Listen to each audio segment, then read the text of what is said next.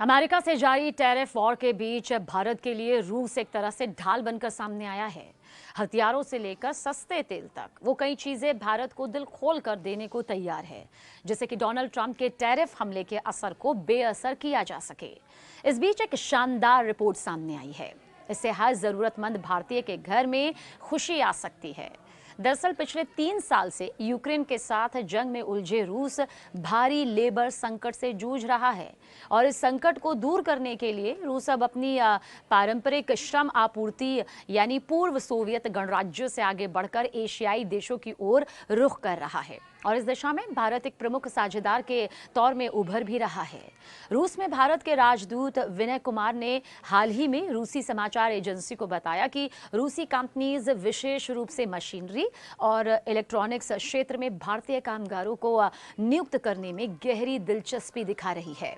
दूसरी तरफ भारत में बड़ी संख्या में युवाओं को अच्छी नौकरी की जरूरत भी है, लेकिन उन्हें अच्छे अवसर नहीं मिलते हैं। ऐसे में रूस में रोजगार के नए दरवाजे खुलने से भारतीय परिवारों में खुशहाली आएगी। ये कदम रूस की अर्थव्यवस्था को स्थिर करने और श्रम की कमी को पूरा करने की दिशा में एक महत्वपूर्ण कोशिश मानी जा रही है।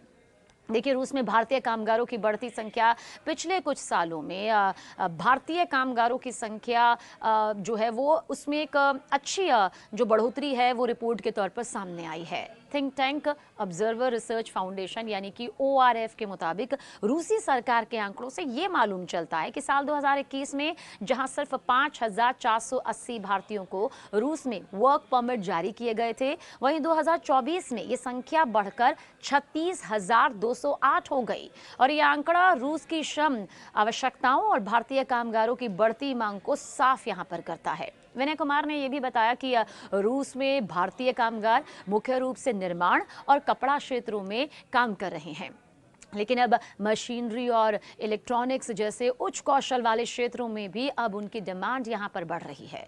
उन्होंने ये भी कहा कि रूस में जनशक्ति की जरूरत है और भारत के पास कुशल जनशक्ति यहां पर मौजूद है। वर्तमान में रूसी नियमों और कोटा प्रणाली के तहत कंपनीज भारत को नियुक्त कर रही है। हालांकि भारतीय कामगारों की बढ़ती संख्या ने दूतावास और वाणिज्य दूतावासों पर भी दबाव यकीनन बढ़ाया है। राजदूत ने यह भी बताया कि पासपोर्ट नवीनीकरण, बच्चों के जन्म प्रमाण पत्र, पासपोर्ट के नुकसान जैसे जो कॉन्सुलर सेवाओं की मांग में बढ़ोतरी हुई है और इस चुनौती से निपटने के लिए भारत ने आपको बता दें कि एक नया वाणिज्य दूतावास खोलने की योजना भी बनाई है।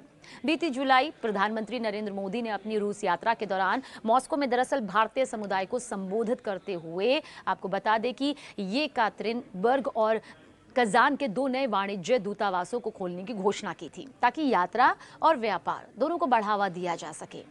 रूस में कामगारों की कमी का जो खास कारण यहाँ पर सामने आता है वो यूक्रेन के साथ चल रहा यही महायुद्ध है, जिसने रूसी अर्थव्यवस्था और जनशक्ति को प्रभावित किया है। युद्ध की वजह से रूसी सशस्त्र बलों और रक्षा उद्योगों में भारी भर्ती भी की गई, जिसके चलते निजी कंपनीज में कामगारों की कमी हो गई। इसके अलावा रूस की जनसांख्यिकी गिरावट और प्रवास विरोधी नीतियों ने इस संकट को और ज्यादा गहरा किया। फरवरी 2022 में यूक्रेन पर रूसी सैन्य कार्रवाई शुरू होने के बाद से लाखों रूसी नागरिक देश छोड़कर चले गए। इसकी वजह भी श्रम बाजार में और कमी आई। 2024 में रूसी कारखानों ने 47,000 विदेशी कामगारों को नियुक्त किया था, जो सरकार के जरिए निर्धारित 40,500 के कोटे से 16% ज्यादा है। ये कामगार मुख्य तौर से चीन, भारत, टर्की, सर्बिया और दूसरे वीजा आवश्यकता वाले देशों से आए हैं।